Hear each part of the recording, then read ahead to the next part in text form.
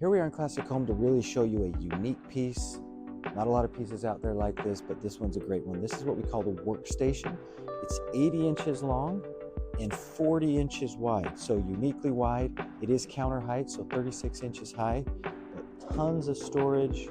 We have drawers all around. You can see on this side, we don't do drawers, we just do open. So if you want to just store whatever it is, so this would be a great piece in the laundry room. We've seen folks use it in the kitchen.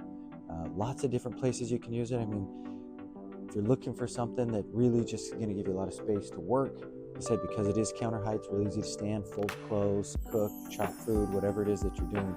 But this is the Classic Home Workstation in a mango wood with a whitewashed finish.